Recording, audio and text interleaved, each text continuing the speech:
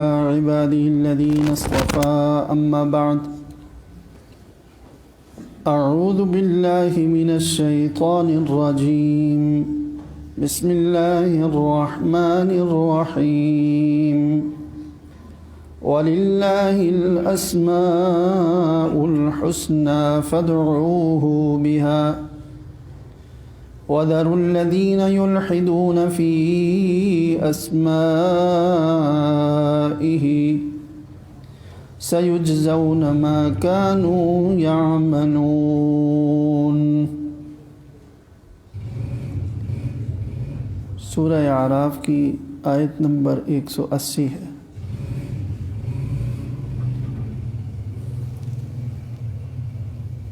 اور اسماء حسنہ یعنی اچھے اچھے نام صرف اللہ ہی کے لیے خاص ہیں، سو تم پکارو اللہ تعالیٰ کو ان اچھے اچھے ناموں کے ساتھ۔ وَذَرُوا الَّذِينَ يُلْحِدُونَ فِي أَسْمَائِهِ، اور ان لوگوں کو چھوڑ دو جنہوں نے اللہ تعالیٰ کے ناموں میں ٹیڑھا راستہ اختیار کیا ہے۔ سَيُجْزَوْنَ مَا كَانُوا يَعْمَلُونَ، وہ جو کچھ کرتے رہے ہیں عن قریب اس کی سزا ان کو ملے گی۔ اس آیت سے پیچھے کل جو ہم نے آیات پڑھی تھی ان میں یہ فرمایا تھا کہ یہ جو کفار ہیں ان کو عقل، دل، آنکھیں اور کان دیے ہیں، لیکن وہ آنکھوں سے حقیقت نہیں دیکھ رہے، کانوں سے حقیقت نہیں سن رہے، دلوں سے حق اور حقیقت نہیں سمجھ پا رہے، تو ان کی مثال ایسی ہے جیسے جانور اور چوپائے ہوتے ہیں۔ اور فرمایا تھا کہ یہی لوگ ہیں جو غفلت میں پڑے ہوئے ہیں۔ تو اب فوراً ہی اس آیت میں اس غفلت کا علاج بتایا۔ غفلت کس کو کہتے ہیں؟ اردو میں بھی استعمال ہوتا ہے غفلت، لاپرواہی ہو گئی، کوئی پرواہ نہیں کرنا، بے فکری، بے پرواہی، بے توجہی، بالکل جیسے کوئی آدمی بے خبر ہو، پتہ ہی نہیں ہے اس کو کہ کیا ہونے والا ہے، تو اس کو کہیں گے یہ غفلت میں ہے۔ نہ جان بوجھ کر بے خبر آدمی کی طرح رہنا، یہ ہے غفلت۔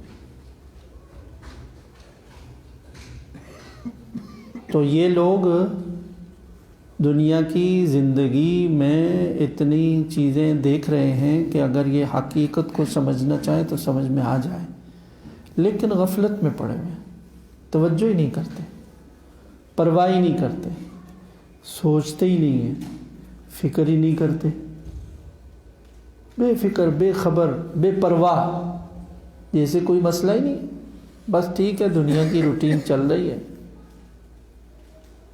تو یہ بنیادی بیماری ہے گمراہی کی، غفلت۔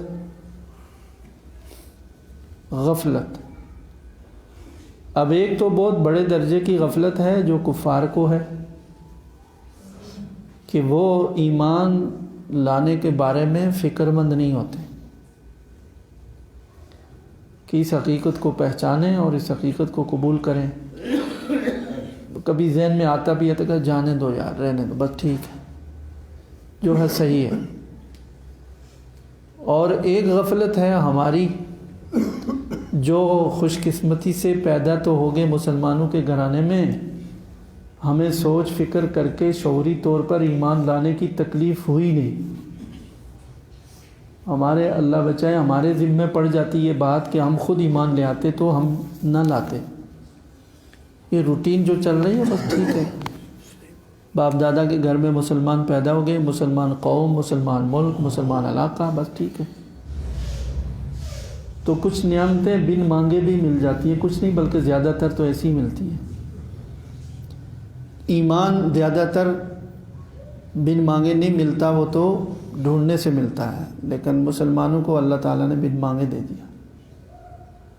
تو اب ہماری یہ غفلت تو نہیں ہے، چونکہ شروع سے گھٹی میں ڈال دی گئی اللہ کا تصور، آخرت کا، اور رسول اللہ صلی اللہ علیہ وسلم پر ایمان، کہ اس سے بے خبروں کے ایمان ہی نہ لائیں۔ نہیں، ایمان تو ہے، لیکن اگلے درجے کی غفلت یہ ہے کہ جو اس ایمان کے تقاضے ہیں وہی ان پر تو پورا اترو۔ اب آگے غفلت ہے، بس ہاں جی اللہ تعالیٰ وحدہ لا شریک ہے، اللہ نے ہمیں پیدا کیا ہے، اللہ تعالیٰ یہ روزی دینے والے ہیں، یہ سارا نظام، ساری کائنات اللہ کے ہاتھ میں ہے، میں بھی اللہ کی گرفت میں ہوں، معمولی سی ایک چیز ہوں۔ اچھائی برائی کا ضرور ایک بدلہ ہے، دنیا میں بھی آخرت میں بھی، یہ بھی مسلمان کے ذہن میں ہوتا ہے۔ اور یہ بھی ہے کہ میں نے مر جانا ہے اور یہ دنیا چھوڑ دینی ہے، یہ ہمیشہ میرے پاس نہیں رہے گی۔ اور یہ بھی کہ آگے جا کر کے ایسا نہیں ہے کہ بس مر گئے تو فنا ہو گئے، بلکہ آگے ایک بہت بڑی زندگی شروع ہو رہی ہے، اس کے لیے مجھے یہیں سے کچھ کرنا ہوگا، یا جیسے اعمال کروں گا وہاں پاؤں گا، قبر پہ، آخرت میں، سارے، یہ بھی ایک تصور ہوتا ہے۔ لیکن یہ پتہ ہونے کے باوجود ایسے پڑے ہوئے ہیں جیسے کہ کوئی آدمی دنیا میں، کوئی طالب علم جس کے امتحان سر پر ہوں اور وہ غفلت سے کبھی سویا ہوا ہے، کبھی کھیل رہا ہے، والدین کہہ رہے ہیں کہ اس کو دیکھو، اس کو خبر بھی نہیں ہے، اس کو پرواہ ہی نہیں ہے، دن بہ دن امتحان قریب آ رہا ہے، کہ ایک ایک دن جو گزر رہا ہے امتحان کے قریب، تو اس کو پرواہ ہی نہیں ہے، تو اس کو بھی کبھی کبھی فکر ہوتی ہے، سوچتا ہے تو پھر کہتا ہے ٹینشن کون لے، بس ادھر نکل گیا ادھر نکل گیا، کھیل کود کر لی بس وقت، تو کیا ہوگا؟ کھٹکا اس کے دل میں ہے، لیکن اس کھٹکے کا فائدہ نہیں ہے، ایک ٹھک سے امتحان کے دن آ گیا، اب پیپر میں بیٹھے گا تو کیا حل کرے گا؟ کچھ تیاری نہیں ہے۔ یا کوئی جناب عالی کسی جگہ پر ملازمت کے لیے یا کام کے لیے اس کو کوئی ویزا دیا گیا، وہ کتنے دن کا ویزا ہوگا، بعض سال کا، تو اس میں اگر کام کرو گے تو بہت ساری دولت تمہیں مل جائے گی، بڑی کرنسی ہے، ڈالر ہے یا ریال ہے یا جو بھی ہے، وہ اپنے وطن سے وہاں گیا ہوا ہے، اس کو ویزا محدود مدت کا ہے، وہاں جا کر کے تو اس نے نشہ شروع کر دیا، غلط دوستوں کے ساتھ اٹھتا بیٹھتا ہے، اور دن ختم ہو رہے ہیں، اس کو پتہ ہے کہ بھائی 6 مہینے رہ گئے، پھر کہتا ہے 5 مہینے رہ گئے، پھر تو 2 مہینے رہ گئے، 1 مہینہ رہ گیا، ٹینشن تو ہوتی ہے، میں جاؤں گا، ابھی میرا ویزا ختم ہو رہا ہے اور ڈیپورٹ ہو جاؤں گا یا خود ہی جانا ہے، میں کیا لے جاؤں گا؟ گھر میں والدین ہیں، بچے ہیں، بیوی ہے، وہ انتظار میں ہے کہ کوئی کما کر کے کچھ لا رہا، تھوڑا تھوڑا دین میں آتا رہتا ہے، لیکن وہ دوستی میں اور گپ شپ میں، اور وہ کہ بڑا مزیدار آج کی شام اور آج کی دوپہر اور رات کا فلاں، وہ اسی میں لگا ہوا ہے، تو نتیجہ کیا ہوگا جب آئے گا؟ تو ڈیپورٹ ہوگا خالی ہاتھ، اس وقت جو حسرت ہوگی، اس وقت جو افسوس ہوگا، واپس آ کر جو شرمندگی ہوگی، جو ندامت اور جو تذلیل ہوگی، اس وقت چاہے گا کہ میں مر ہی جاؤں، لیکن وہ تو 1 سال یا جتنی بھی مدت اس کو دی گئی تھی اس میں تو کچھ کمایا نہیں اس نے، اب تو موقع نہیں ہے۔ آپ ذرا سوچیں کہ کیا بالکل یہی صورت ہماری نہیں ہے مسلمانوں کی؟ پتہ ہے کہ یہاں سے جانا ہے، پتہ ہے ایک ایک چیز کا حساب کتاب دینا ہے، پتہ ہے کہ قبر میں بھی سوال جواب ہوگا، پتہ ہے کہ آخرت کوئی ختم ہونے والی جگہ نہیں، وہ ہمیشہ وہی اصل جگہ ہے، وہی اصل وطن ہے، جیسے یہاں والدین یا بچوں کو ملنے کے لیے اس کو واپس اپنے وطن میں آنا ہے، یہ چھوٹی سی مثال ہے، تو یہ وطن بھی تو چھوڑ دینا ہے، وہ وطن نہیں چھوڑنا ہے، یہاں سے چلے گئے وہاں ہمیشہ کے لیے۔ تو ایک تصور مسلمان کے ذہن میں ایک عقیدہ ہے، لیکن کیسی غفلت ہو رہی کہ ہوتے ہوتے ہوتے ہوتے موت کا وقت آ جاتا ہے۔ یہ کھٹکا ہے صبح و شام اور کبھی ذہن میں آتا رہتا ہے، لیکن وقتی نفع، وقتی فائدے یا وقتی دلچسپیاں اور ادھر ادھر کی چیزیں اور ادھر ادھر کی باتیں، اس میں بھول بھلائیوں میں، وقتی خوشیوں میں اور وقتی فضولیات میں وہ اپنی عمر برباد کر جاتا ہے، اور جو کچھ وہاں کے لیے تیار کرنا چاہیے تھا وہ اسی وقت میں تھا، تو وقت ہی نکل گیا تو کیا تیار کیا؟ تو یہ غفلت جو ہے نا، غفلت یہ ہر گناہ کی جڑ ہے، ہر نافرمانی کی جڑ ہے، کفر کی جڑ بھی یہی ہے، غفلت۔ جب اللہ نے اتنے درجے میں اوپر پہنچا دیا ہے کہ کافر کے بجائے ہمیں مومن اور مسلمان بنا دیا، پھر اللہ تعالیٰ نے دین کی سمجھ دے دی، دین کی فکر دے دی، نماز کی توفیق دے دی، عبادت کی توفیق دے دی، اتنا کچھ، اس سے پھر اگلے درجے کی فکر کرنی چاہیے، اس سے مزید بہتری کی طرف، اور اس اثاثے کی بنیاد پر جو اس کے پاس موجود ہے اس سے آگے بڑھے، اسی جگہ پر نہ جمع رہے کہ جیسے بس ٹھیک ہے، بلکہ فکر ہو آخرت کے معاملات کو ٹھیک کرنے کی، اپنی دنیا کی زندگی میں اپنے تمام معاملات، عبادات، ہر چیز فکر سے پوچھے کون سی چیز صحیح ہے کون سی غلط ہے، اس کی تحقیق کرے کہ ایک چیز کا میں نے حساب کتاب دینا ہے، یہ ایسے ہی نہیں ہے کہ بس جیسے مرضی ہے زندگی گزار دی۔ تو اس فکر کا یہ نتیجہ ہونا چاہیے، ایک مومن مسلمان کو یہ فکر لگ جانی چاہیے۔ انفرادی زندگی میں، معاشرت میں، میں گھر میں ہوں، میں بچوں کے ساتھ، والدین کے ساتھ، پڑوسیوں کے ساتھ میرا جو سارا رویہ، کبھی اس کا بیٹھ کر خود محاسبہ کرے کہ میں کیسا کیا کر رہا ہوں۔ بعض اوقات بڑے حق پر ہوتا ہے آدمی اپنے، کوئی بھی نیک آدمی جو دیندار ہے وہ کبھی بھی ظلم سوچ کر کسی پر ظلم نہیں کرتا، اس کو یہ سمجھ میں آ جائے کہ ظلم ہے رک جائے، وہ حق ہی سمجھ رہا ہوتا ہے۔ لیکن کبھی تسلی کرے اکیلے میں، جب غصہ نہ ہو اور کوئی ایسی جذباتی کیفیت نہ ہو، ٹھنڈے دل سے اپنی ساری چیزوں کی ایک لسٹ بنا کر سوچے نا، کتنا ہی عدل اور انصاف ہے، کس کس کے ساتھ میں نے کیا معاملہ کیا اور کس میں کتنا انصاف ہے، کتنا ایک عدل ہے۔ اور مجھے اللہ کی عدالت میں اگر کھڑا کر دیا گیا تو وہاں تو میں دل کی بات بھی نہیں چھپا سکوں گا، یہاں تو چلو میں اپنے آپ کو بھی جھوٹی تسلی دے دوں، دوسروں کو بھی تسلیم کروا دوں، بات چیت میں تیزی کر کے، اللہ نے زبان دی ہوئی ہے، وہاں کیا ہوگا؟ یہاں میرا روب ہے، میں گھر میں کنبے میں بڑا ہوں، سربراہ ہوں، کوئی نہیں بولتا، میں افسر ہوں اور میں مولوی صاحب ہوں، امام صاحب ہوں، اور لوگ عقیدت میں اور احترام میں نہیں بولتے ہیں تو جو بھی کر دوں، اللہ کے ہاں تو ہی نہیں چلے گا۔ کبھی اکیلے بیٹھ کر سوچے کہ جو میرے معاملات لوگوں کے ساتھ ہیں وہ کتنی ایک دیانت اور امانت پر مبنی ہے، کتنی انصاف پر ہیں، اپنے بالکل معاشرت میں انصاف کتنا ہے، کتنی ایک رحم دلی ہے۔ یہی معاملہ میرے ساتھ، مجھ سے کوئی اوپر ہوتا، مجھ سے یہ غلطی سرزد ہوتی تو وہ میرے ساتھ اگر یہ رویہ رکھتا جو میں نے اپنے چھوٹے سے کیا تو میرا دل کیا کہتا کہ یہ رویہ ہونا چاہیے تھا نہیں۔ اکیلے میں جب تو پتہ چل جائے گا، اپنے دوستوں سے، اپنے کولیگ سے، اپنی جگہ پر، یہ ہو گیا معاشرتی لحاظ سے۔ اس لحاظ سے بالکل نہیں سوچتے ہیں، ہم بالکل نہیں سوچتے، یعنی یہ باب ہی دین سے نکالا ہوا ہے، یہ بھی کوئی بات ہے۔ کہتے ہیں ٹھیک ہے، تہذیب ہے، اخلاق ہے، ایٹیکیٹس ہے، یہ نہیں کہ دنیا کی چیز ہے، کوئی زیادہ مہذب ہے، اچھی بات ہے، کوئی نہیں ہے، کوئی پرواہ نہیں بھائی، یہ دین ہے، یہ زبردست دین کا پورا باب ہے۔ شوہر سے بیوی کے بارے میں پوچھا جائے گا، اس سے زیادتی کی اگر، بیوی سے شوہر کے بارے میں پوچھا جائے گا اگر اس نے بد اخلاقی کی ہے، بچوں سے والدین کے بارے میں پوچھا جائے گا، والدین نے اگر کوئی ناحق کیا تو وہ بھی پوچھا جائے گا، اور استاد کو شاگردوں کے بارے میں، شاگردوں کو استاد کے بارے میں، دوست کو دوست کے بارے میں، پڑوسی کو پڑوسی کے بارے میں۔ اگر کوئی بھی اس کو ناحق تکلیف پہنچی ہے، جب تک بدلہ نہیں ہوگا معافی نہیں ہوگی۔ ہاں، یا تو دنیا میں معاف کروا دیا۔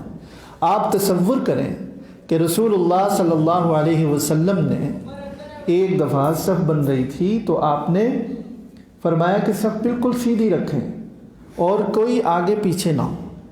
ایک صاحب ایسے تھے کہ ان کا سینہ تھوڑا باہر نکلا ہوا تھا، تو آپ کے ہاتھ میں چھڑی تھی، تو نبی کریم صلی اللہ علیہ وسلم نے تو ساری زندگی کسی کو تھپڑ بھی نہیں لگایا۔ گھر والے بھی یہ کہتے ہیں، وہ تو خیر ہم ان کی نقل اور کوشش کرتے ہیں، ایسا نہیں ہے کہ ناممکن ہے، وہ تو نمونہ ہی آئے۔ یہ میں بات اس لیے کہہ رہا ہوں کہ بعض لوگ اولیاء اللہ، بزرگان دین، اللہ کے پیغمبروں اور رسولوں کو ایسی ہستی بنا کر پیش کرتے ہیں کہ جیسی کہ وہ کوئی افسانی ہوئی چیز ہے۔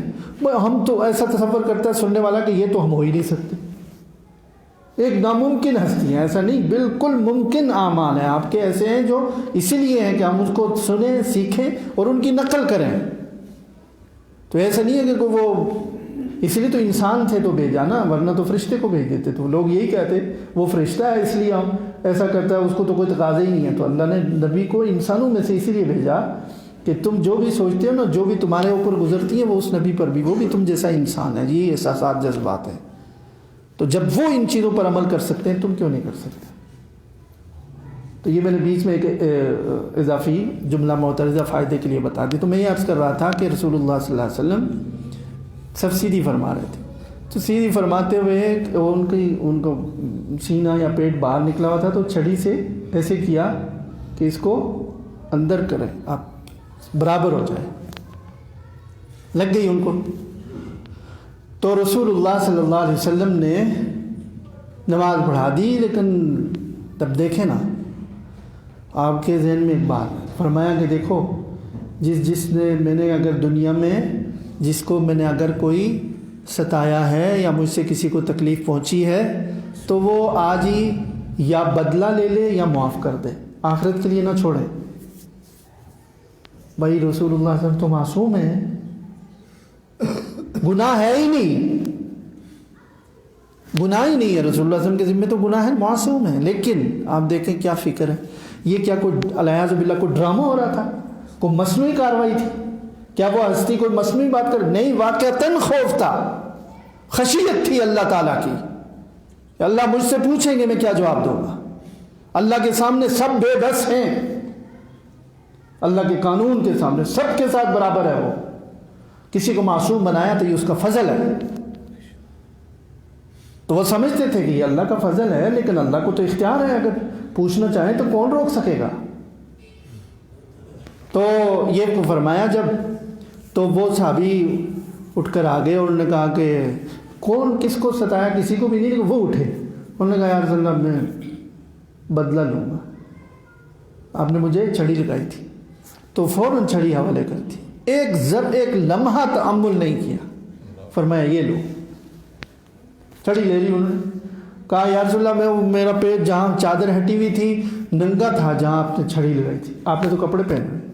تو فرمایا کہ ہٹا دو کپڑے ہٹا دیے. تو وہ لپٹ گیا، بوسے دینے لگا. رسول اللہ یا رسول اللہ بدلہ کیا لینا ہے؟ تو یہ دیکھیں کہ یہ اس سے پتہ چلا کہ یہ چیزیں ایسا نہیں ہے کہ ہوا میں تحلیل ہو جائے. ہر چیز کا ایک بدلہ، ہر چیز کا کوئی جواب ہوگا دنیا میں یا آخرت. تو یہ معاشرت کا باب ہے. اسی طرح معاملات جو ایک دوسرے سے ہم مالی لین دین کرتے ہیں، کسی کی چیز سے ہم جو فائدہ اٹھاتے ہیں، تو فائدہ اٹھانے کے بدلے میں ہم اس کو کوئی چیز دیتے ہیں، پیسے دیتے ہیں. یہ معاملات ہوں گے. اب ہم کسی کی گاڑی استعمال کرتے ہیں، ہم کسی کا مکان استعمال کرتے ہیں، اس کی چھت استعمال کرتے ہیں اور اس کا کمرہ جتنی بھی چیز ہے نا، تو یہ معاملہ ہے کہ آپ اس کی یہ چیز استعمال کر رہے ہیں تو بدلے میں اس کو کیا دے رہے ہیں؟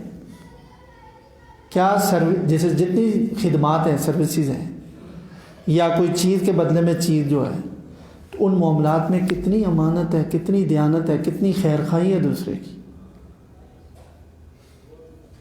تو اس میں کوئی گڑبڑ ہوگی اگر، تو ریڑھی والے اوپر اچھا پھل رکھ دیا، نیچے سڑا ہوا ڈال دیا اور جو خود ڈال دیے تھیلی میں، 4-5 دانوں سے وہ مالدار ہو جائے گا، اور جو لے جائے گا وہ کیا ہوگا؟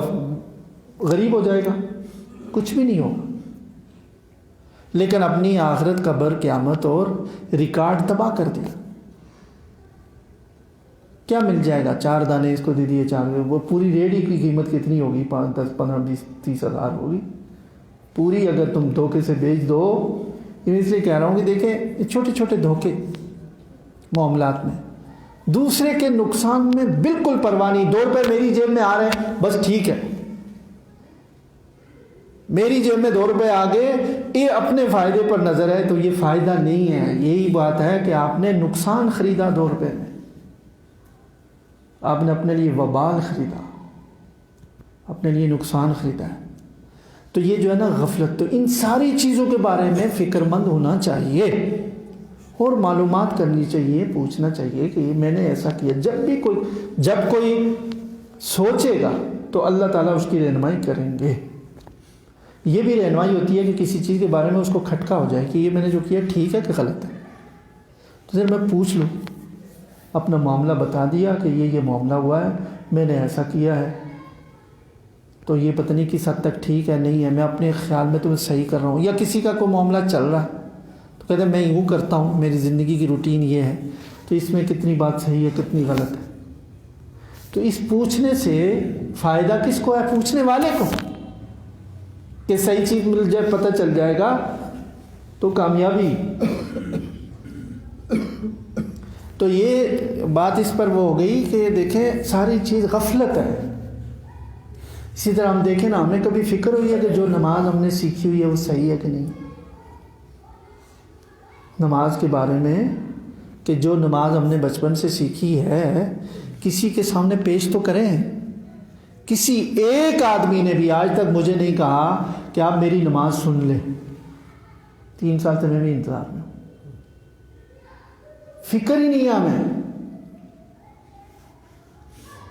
ہاں نہیں، ایک میں بھول گیا، ایک صاحب ایسے تھے، ابھی یاد آیا، انہوں نے مجھے بٹھا کر، وہ ابھی موجود نہیں ہے، اللہ معاف کرے، وہ کہیں مصروف ہوتے ہیں بیچارے کام میں، کم آتے ہیں، تو انہوں نے ایک دفعہ مجھے کہا کہ میری ذرا نماز سن لیں۔ میں نے کہا سنا، پوری نماز سنی، الحمدللہ ان کی ٹھیک تھی، تو فکر بھی تھی، نماز ٹھیک بھی تھی۔ یہ تو الفاظ ہو گئے نا، یہ تو الفاظ ہیں، باقی جو کچھ کرتے ہیں ہم، کبھی غلطی ہو جاتی ہے، بھول جاتے ہیں، آگے پیچھے ہو جاتے ہیں، تو اس سے بہت سارے مسائل پیدا ہوتے ہیں، تو اس کی فکر ہونی چاہیے نا کہ ٹھیک ہے کہ نہیں ہے۔ ہماری نماز ہر وقت ٹھیک رہتی ہے، کبھی غلطی نہیں ہوتی، بڑی کامیاب ہے نماز۔ ہمیں اتنی گڑبڑ ہو جاتی ہے بعض کا، کتابیں اور تحقیق اور مراجعات کرنے کی ضرورت پڑ جاتی ہے، خود نہیں پتہ چلتا کہ صحیح کر رہے ہیں، صحیح کیا غلط کیا ہے۔ تو یہ کیا ہے، یعنی جب اگر توجہ پیدا ہوگی تو ضرور سوال پیدا ہو جائے گا کہ آج میں نے سنتیں پڑھتے ہوئے مجھ سے یہ ہوا ہے، پتہ نہیں صحیح ہوا غلط ہوا، میں نے خود ہی کچھ اس کی انجینئرنگ کی لیکن پتہ نہیں ٹھیک ہے۔ تو وہ یہ بھی جو پوچھتے ہیں، بہت سارے دوست ہیں وہ پوچھتے ہیں کہ نماز میں یوں ہوا، تو وہ بتاتے بھی کہ یہ کیا تو یہ صحیح ہوا غلط ہوا، صحیح ہوتا ہے تو بتا دیتے ہیں صحیح ہوا، اگر کوئی غلطی ہوگی تو بتا دیتے ہیں کہ ٹھیک نہیں ہوا۔ تو بہت سارے الحمدللہ ایسے ہیں کہ وہ آگے کی بات، چونکہ نماز پڑھنے کی ایک فکر ہے تو اس میں جو گڑبڑ ہو جائے تو وہ پوچھتے ہیں۔ ایک تو روٹین کی معاملات ہیں نا، کبھی اس میں آگے پیچھے ہو جائے۔ تو خلاصہ یہ ہے، اسی طرح روزانہ کی چیز ہے کہ صبح سے شام تک ہمارا آج کا دن ہماری زندگی سے ختم ہو گیا، ہماری زندگی سے کم ہو گیا ہے، ہم گویا کہ ایک قدم اور آگے چلے گئے۔ قبر کا نام لے کر جو وحشت زدہ ہو جاتے ہیں، بھائی قبر نہ سوچیں اگر وحشت ہوتی ہے، جنت اور آخرت سوچیں، قبر تو اس کی پہلی سیڑھی ہے۔ ہم آخرت کے وطن، اس کے لیے ہم نے کیا تیاری کی، کیا جائیداد بنائی وہاں کے لیے، کتنے باغات لگائے ہیں، کتنے درخت لگائے، کتنے محلات لگائے، مفت میں مل جائے گی۔ کوئی فکر تو ہو، یہ سوچ کر آدمی نفل پڑھ رہا ہے، یہ سوچ کر صدقہ دے رہا ہے، یہ سوچ کر دوسرے کو تکلیف نہیں پہنچا رہا کہ یار کہیں وہاں پکڑا نہ جاؤں۔ تو اگر پھر بھی ایسے وہ گرتے پڑتے پھر اللہ سے معافی مانگتے ہوئے آدمی مر جائے گا تو یقیناً اللہ کی رحمت سے امید ہے کہ چونکہ اس کو فکر تھی تو جاؤ اس کو معاف کر دو، سب کچھ دے دو۔ یہ بیچارہ اسی ادھیڑ گن میں زندگی بھر لگا رہا، فکر کرتا رہا، تو انسان ہے پھر بھی جو کمی کوتاہی ہے۔ تو اگر بالکل بے فکری اور غفلت ہوگی تو پھر اس کے ساتھ یہ کہنا کہ اللہ غفور الرحیم ہے، یہ بہت بڑا دھوکہ ہے۔ یہ گویا کہ اللہ کی ہستی کا مذاق ہے کہ جو کچھ اللہ نے قانون بنایا، جو کچھ شریعت دی وہ ویسے فضول ہے، بس وہ غفور الرحیم تھا، چھوڑ دیتا یوں ہی لوگوں کو، جیسے مرضی زندگی گزارو، غفور الرحیم ہے بخش دیا۔ بھائی اللہ نے، اس کی بھی تو کوئی قدر اور عظمت ہے، جو اللہ نے قانون دیا، جو اللہ نے زندگی کے لیے قرآن دیا، اللہ کے رسول کی ہدایات اور سنتیں عطا کی، تو اسی لیے ہیں۔ اب جس میں کمی کوتاہی اگر ہو گئی، اپنی سی کوشش آدمی کر رہا ہے تو وہ معافی کی گنجائش ہے اور رحمت کی گنجائش ہے کہ اپنی طرف سے کوشش کر رہا ہے لیکن اس میں ظاہر ہے کمی کوتاہی ہوگی۔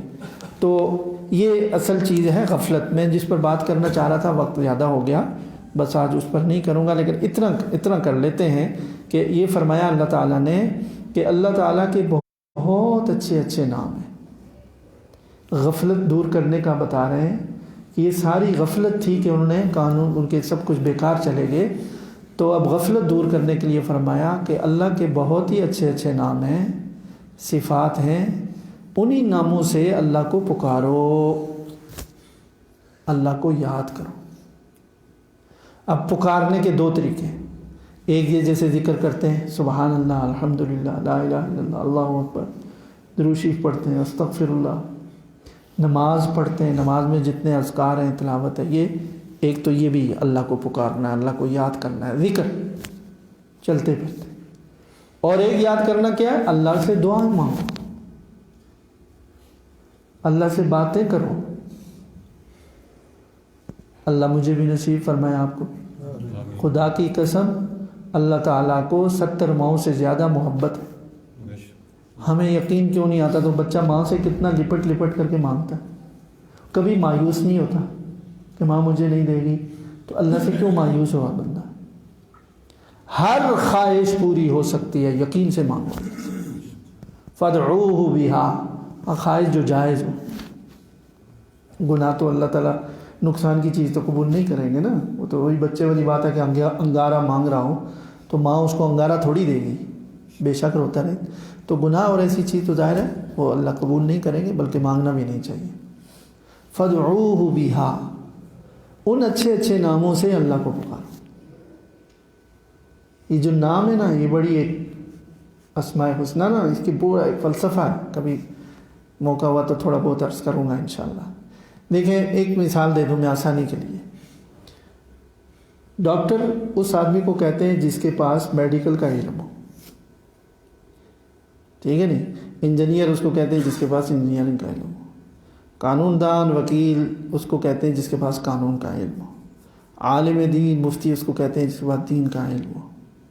اسی طرح نا، تو یہ جو نام ہے عالم، ڈاکٹر، انجینئر، پروفیسر، جو بھی، تو جو جس فن میں کوئی خاص اس کو مہارت ہے، وہ اس کے پاس اس کی صلاحیت ہے بہت اعلیٰ درجے کی، ایسی کہ اس فن میں آپ اس سے فائدہ حاصل کر سکتے ہیں، وہ آپ کو فائدہ دے سکتے ہیں۔ تو اس لیے یہ نام علامت ہوتی ہے اس بات کی کہ یہ چیز آپ کو اس سے مل سکتی ہے۔ علاج آپ کو ڈاکٹر کے پاس سے ملے گا، شرعی مسئلہ آپ کو عالم سے ملے گا، کوئی اور بلڈنگ ونڈنگ یہ چیز کوئی چیز ہو تو انجینئر کے پاس جاؤ، فلاں چیز فلاں، تو اس سے یہ چیز ملے گی۔ یہ نام کیا ہوتا ہے؟ علامت ہوتی ہے کہ یہ خاص جو نفع کی چیز ہے نا، یہ اس سے ملے گی۔ وَلِلَّهِ الْأَسْمَاءُ الْحُسْنَى، اللہ تعالیٰ کے بے شمار اسماء حسنہ ہیں، یعنی وہ جتنے نام ہیں وہ خدا تعالیٰ کی صفات ہیں، وہ ساری چیزیں تمہیں اللہ تعالیٰ سے ملیں گی، اس لیے کہ اللہ کا نام رازق بھی ہے، اللہ کا نام مالک بھی ہے، اللہ کا نام مصور بھی ہے، اللہ کا نام مغفرت بھی وہیں سے ملے گی، غفار بھی ہے، غفور بھی ہے، کیا نام ہے، باعث بھی ہے، ممیت بھی ہے، معز بھی ہے، عزت بھی دینے والا، ذلت بھی دینے والا، اور دشمنوں کو مغلوب کر دینے والا، قہار بھی وہ ہے۔ تمہیں کسی سے پر خوف ہے تو اس کے نام قہار سے دعا مانگو۔ وہ رحمان ہے، وہ رحیم ہے، یعنی 99 نام تو ایک ہی جگہ حدیث میں سنن ترمذی میں ہے، جو رسول اللہ صلی اللہ علیہ وسلم نے فرمایا کہ اللہ کے اسماء حسنہ 99 یہ ہیں، ان ناموں کے ساتھ جو بھی دعا مانگے گا اللہ اس کی دعا کو قبول کرے۔ تو ایک طریقہ یہ ہے کہ وہ قرآن کریم کے شروع میں بھی ہوتے ہیں، بعض یہ اس میں بھی ہیں، تو آدمی بسم اللہ الرحمن الرحیم کر کے تو پورے نام پڑھے، اور پورے پڑھنے کے بعد پھر بسم اللہ درود شریف پڑھ کر یہ نام پڑھے، پھر آخر میں پھر درود شریف پڑھے، پھر اللہ سے دعا مانگے کہ اللہ کے اتنے سارے نام پڑھ کر، نام لے کر کے اسماء حسنہ کے ذریعے سے اللہ سے دعا مانگے، تو یہ دعا کی قبولیت کی زیادہ امید ہے۔ اور ویسے بھی ہر آن ہر حال میں اللہ کو پکارتے رہنا چاہیے۔ کو بچہ بہت وہ نا سرکش قسم کا، ایسے چھوٹا بچہ بعض کا بہت ہوتے ہیں نا، بعض بہت سمجھدار ہوتے ہیں، بعض بہت کٹ حجت سے ہوتے ہیں، گندگی میں گھسا ہوا ہے، بڑا ہوا ہے، دیہاتوں میں خاص طور پر، شہروں میں اس کا کم ہوتا ہے، گارے مٹی میں ہے اور ریت میں ہے، اور نہیں باز آتا، نکل جاتا ہے، اس کے باوجود وہ کہیں پڑا ہوا نا امی امی کرتا ہے، تو وہ امی کو غصہ بھی ہے، لیکن پھر بھی اس کی آواز پر جو ہے نا اس کو ایک ممتا جاگتی ہے، اس کی جب بھی سنتی ہے نا کہنا امی، چاہے وہ گندگی میں ہی پڑا ہو، امی امی۔ تو اسی طرح ہم جیسے کیسے بھی ہیں نا، یہ مت سوچے کہ یہ تو دعا تو نیک لوگ کرتے ہیں، جیسے کیسے بھی ہے، اللہ اللہ کریں گے تو اللہ سنتے ہیں، اللہ پیار سے سنتے ہیں، توجہ بھی دیتے ہیں۔ تو پکارنا ہی چھوڑ دیں اگر تو پھر اپنی محرومی ہے، وہ تو پھر بھی نہیں چھوڑتے ہیں، لیکن پکار کر لینے میں تو ہر چیز مانگنی چاہیے۔ فرمایا تسمہ ٹوٹ جائے وہ مانگو۔ اس سے مثال سے خود ہی سمجھ لیں، نبی کریم صلی اللہ علیہ وسلم فرمایا، اس سے معلوم ہوا کہ کوئی چھوٹی سی چھوٹی چیز بھی اگر اللہ سے مانگو تو کوئی بری بات نہیں ہے، مانگنی چاہیے، اللہ سے مانگیں، بلکہ ہر چیز مانگیں۔ فرمایا کہ باہر جا رہے ہو تو دعا مانگتے ہوئے جاؤ، بازار جا رہا ہوں چیز خریدنے کے لیے جا رہا ہوں، اللہ صحیح دکان پر پہنچائے، صحیح چیز ہو، مجھے دھوکہ نہ ہو، غلطی چیز نہ اٹھا کر لو۔ کسی سے ملنے جا رہے ہیں، دعا دل میں دعا ہو رہی ہے کہ اللہ اس کے دل میں رحم ڈالیے، کام ہو جائے، مجھے اس سے اچھی ملاقات ہو جائے۔ تو جو آدمی سوچتا ہے نا وہ دعا مانگے تو ان دعاؤں کا اثر ہوتا ہے۔ گھر میں آ رہا ہے تو دعا مانگتا ہوں، اللہ گھر میں خیر دیکھنا چاہتا ہوں، خوشی دیکھنا چاہتا ہوں، اچھائی دیکھنا چاہتا ہوں، کوئی بری چیز نظر نہ آئے، دعا کرتا ہوا ہے۔ داخل ہو تو چیز اچھی نظر آئے تو الحمدللہ کریں، اللہ کا شکر ادا کریں۔ تو یوں اللہ کو پکارتے رہو، وَلِلَّهِ الْأَسْمَاءُ الْحُسْنَى فَادْعُوهُ بِهَا۔ اللہ کے بہت پیارے پیارے نام ہیں، اور وہ سارے پیارے نام اللہ تعالیٰ کے جو ہیں وہ بتاتے ہیں کہ اللہ کے پاس کیا کچھ خزانے ہیں تمہارے لیے۔ تو ان ناموں کو لے کر کے پکارا کرو اور اللہ سے دعا مانگا رہو۔ خود فرما رہے ہیں اللہ تعالیٰ فَادْعُوهُ بِهَا، ان ناموں کے ذریعے سے اللہ کو پکارو، یا اللہ، یا رحمان، یا رحیم، یا کریم۔ خوب، اللہ تعالیٰ ہم سب کو توفیق عطا فرمائے۔ اور یہ چیز ہے جو غفلت سے نکالے گی، ویسے ذکر بھی کریں اور دعا بھی کریں۔